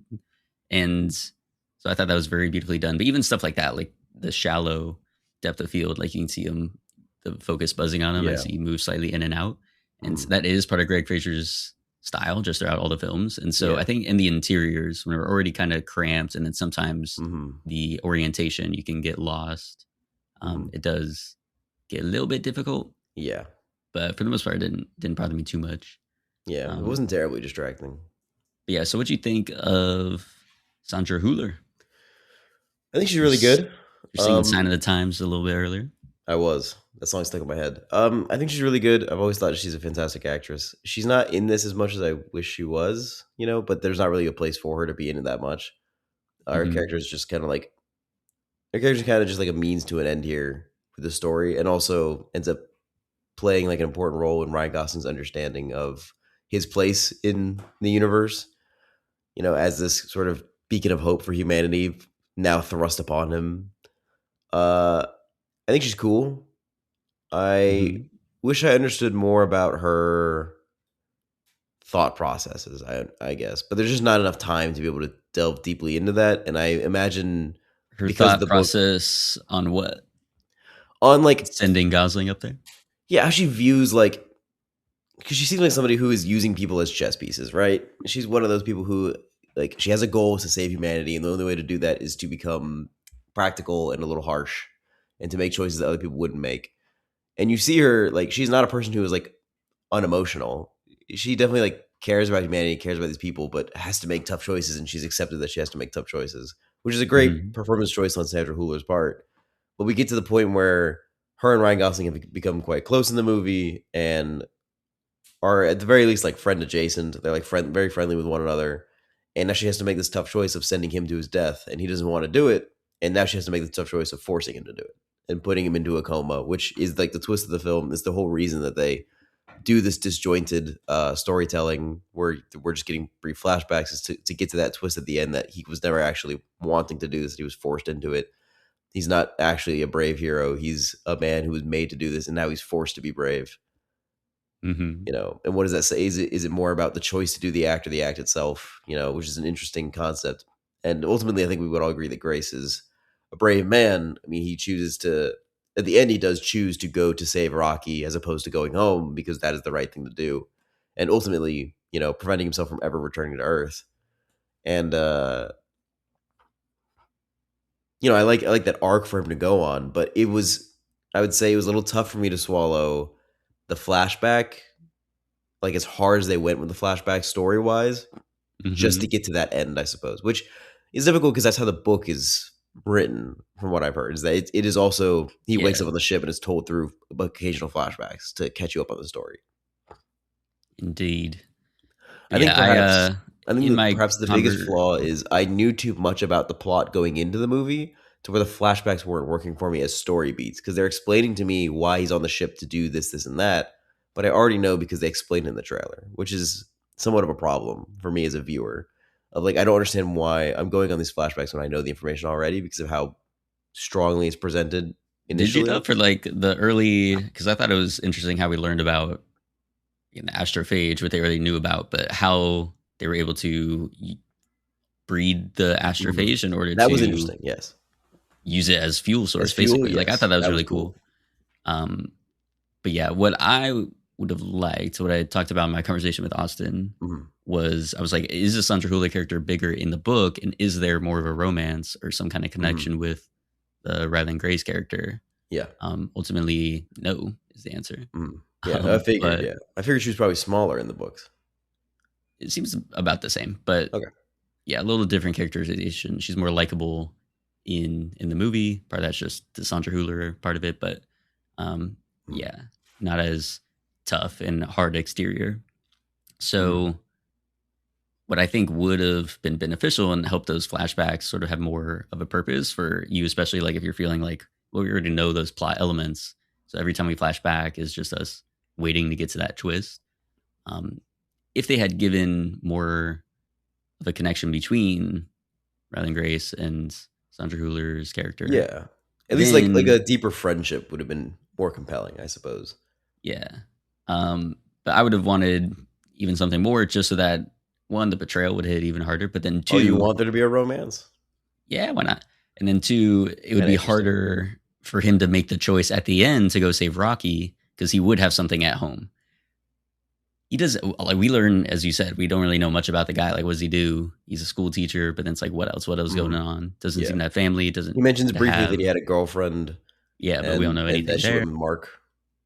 So we don't really get a sense of what is he coming back to. Obviously, everyone, would rather be alive and be on their home planet, but we don't get the same sense of like the strong emotional attachment that he's fighting for.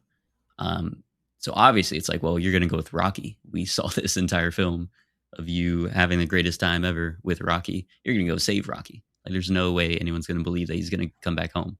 But imagine if it was a deeper choice, back home, and he could prove. Yeah, I wish they showed him more of not even Hüller, like just like a major connection to the planet other than it being his home. Because they don't show him like have any kind of connections. They've mentioned in the movie that he doesn't have any family or any close friends or anything like that, and that he's like generally disregarded in his entire community because of his scientific opinions. I just want to know like what is like pulling him back to Earth other than the fact that it's just his home. What is he fighting? What are you fighting for? Exactly. So I think that would have helped that final decision actually be more of like a conflict there, because it's pretty inevitable he was going to go and save Rocky.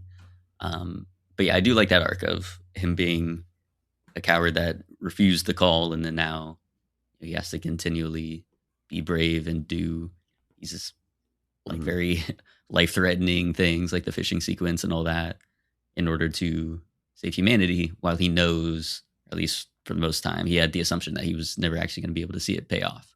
So yeah, but I will say from a story perspective, I wish we had learned earlier in the story that he was forced into this, that it wasn't his choice, so that he could have an arc of wanting to quit. You know, this realization that he was forced into this moment and deciding that like he is not the brave guy, because he does the thing where Rocky says that he's brave because he's going to this planet knowing he won't go home, and he's calls it dumb, you know, because deep down he knows that it is stupid. And then the revelation that he knew that before going on the mission and didn't want to go and was forced into going, I think that would like do something to him more internally, of like maybe like this identity crisis of I'm not the brave man. I'm not this. I was correct in assuming that this is stupid. I'm not actually brave. I'm much more of a coward than I thought that I was. And sending him on kind of a spiral, and then getting that rise in call to action of doing the fishing and then going and saving Rocky instead of going home. You know, these are actually like brave things that he would choose to do as opposed to like being forced to do them. I think that would be a little bit more emotionally compelling. Mm-hmm. But we don't really get that moment of him realizing that he was forced into it, and like that being a thing that makes him want to quit, you know, that being a thing that like changes him a little bit or fundamentally. This like the information that we receive as the audience doesn't seem to have a large effect upon Grace's character in the movie as he receives the information, because we're receiving the information at the same time he is. Right. I wish it had more of a deeper impact on him as he was remembering things. I suppose it would make it feel like the memories are more impactful as opposed to just being story elements. Right. Which again would be nice if there were that like romantic element or something, especially if it was slightly more adversarial in the beginning with Dr. Strat, like Sandra Hüller's character. Mm-hmm. And so again, he's feeling, even if he doesn't know consciously, he's feeling like, again, how did I end up in this position? Oh, it had to be her. Feeling a bit of resentment there. But then over time, as he's collecting more of the memories, and then we're seeing as well, oh, they had a shift in their relationship. They had this good understanding. And then again, at the end, it's like, oh, I actually, I was still a coward, didn't decide to go. And then she forced me. Like having to reckon with that would have been very compelling. But yeah, I guess, again, just Andy Weir went about it differently. And so the film took that same path. But yeah, I'm with you there on wanting a bit more of the like narrative substance for the flashbacks to come back into play. But overall, I still think it was a solid, you know, arc for him. And again, it's a feel good thing of like he meets the moment. Like he does end up being brave. He is a hero. Yeah, he definitely rises to the occasion, which is what is compelling. Mm-hmm.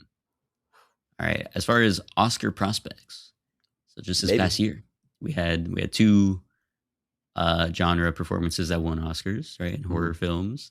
Generally, it was like sci-fi and horror are always overlooked by the Academy. Right. But seems to be changing. We did have The Martian. Did kind of break that trend when Matt Damon got a nomination, got a lot of other nominations. So do you think Ryan Gosling might get an Oscar nomination for this film next year? It's possible. Any other year I would have said no, except for because Michael B. Jordan won an Oscar for a genre performance that came out in March last year. Yeah.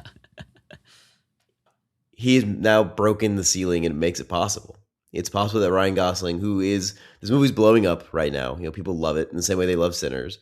Ryan Gosling is very, very, very good in this movie. People love his performance. They love his chemistry with the Rocky character. Oh, yeah. This could, if he carries the momentum, carry him into the Oscars next year. Mm-hmm. I think the only thing that is like drawing it back a little bit is that I think Sinners had so much going for it in terms of like cultural aspects. Mm-hmm. I don't think the same can be said for Project Hail Mary as a piece of like work. You know, this is not like an original story. It's an adaptation. It's a sci-fi story. It's not very personal. It is, I mean, well, it's personal, but you know what I'm saying. It's not like it's still just like mostly just a sci-fi story of Ryan Gosling in space with an alien. You know, I think there are less story aspects that are pulling forward to be this sort of Oscar juggernaut. I think there was a better story behind Sinners than there is for Project Hail Mary. And I don't know if Phil Lord and Chris Miller have like the pull that Ryan Coogler does in terms of just keeping this thing alive for a year to make it to the Oscars. But we have also seen, there's always one blockbuster at least that's in the Big Ten for the Best Picture. We do have quite a few. I mean, we have The Odyssey, we have Dune 3, so those are going to be vying for that spot. Project Hail Mary also is looking good as far as getting that spot. So yeah, I mean, definitely it could get in there again for Gosling. He is great. He's always charismatic. He's fantastic. Again, I mean, this just does come across as like a genre performance. Again, he's a true star. He holds the film for sure. But yeah, I know that if I were personally casting ballots, I would give him a nomination for it. But again, because we've just seen that precedent be set, I think it's very possible he could get that nomination. It's very possible. And then as far as craft categories, I do think there's going to be a lot of Project Hail Mary showing up there. Yeah. Because Greg Fraser, Oscar winner in the past. The score, what do you think of the score? Daniel Pemberton. I did really like it. There's a lot of people pushing behind the score of enjoying it. So they could definitely get a nomination. Production design, a lot of sci-fi movies usually get a production design nomination. The costume design, VFX definitely. Especially because Rocky will fall under VFX. So I think that one's a shoo-in for an Oscar nomination. So yeah, it'll be a 1-year Oscar campaign starting from its release just last week, which is crazy. Again, we need to shorten that award season. But we need blockbusters to come out in the summer again. This is crazy. Well, there's a lot coming out in the summer. I don't know why they chose March for this. I guess because it's Amazon MGM. I don't know. They wanted to. And they also, it is like a good window to drop a big movie, because if you drop one big movie in March, it will clean up. Same thing happened with Sinners last year. It cleaned up. That is true. I think that was April. But generally, there is a March. April is, 2 days away, so I'm not like that far off. I mean, that's true. But Mario is going to try and take the April spot. But they did. This is true. The first Mario came out in March. So, there's been a time where, we didn't have, because talk about Coogler, Black Panther set like February as a new, like you could release a hot movie in February and it would do extremely well. And so, February, March, if there's just like one big blockbuster, it can actually do really well. We've seen that here with Hail Mary. It's got 2 full weeks of like the premium screens. We'll see how it does up against Mario, but definitely doing well. So it's like smart as far as the business side of it. But it will just make things a little tougher for the award season. But Everything Ever All at Once was also, I think that was like March, and Sinners just last year. So it is possible to sustain a long award season. So we'll see how front of mind Rocky and Ryland Grace are coming next year. But I definitely think we'll be seeing some nominations at the least. All right. So how many Petrova lines out of 5 for this one? I'm giving it 4. 4 Petrova lines. I also give it a 4. Hey, hell yeah. It's a very enjoyable, fun movie. A lot of spectacle involved, and a great friendship between Ryland and Rocky. So it's a great time. Definitely worth seeing in the theaters. Definitely. That's all the time we have. If you'd like to give your thoughts on the show, you can email us at theboxofficeshowpod@gmail.com. Our main title theme of the show is Sundown by Joseph McDade. Big shout out to Austyn Hamby for coming in. Thank you so much for coming in and talking with Ryan for a little bit and giving us a little context on the book for Project Hail Mary and giving us your thoughts on the movie. If you like the show, please give us 5 stars on whatever podcast app you're listening to, and be sure to tune in next week. Have a great rest of your day.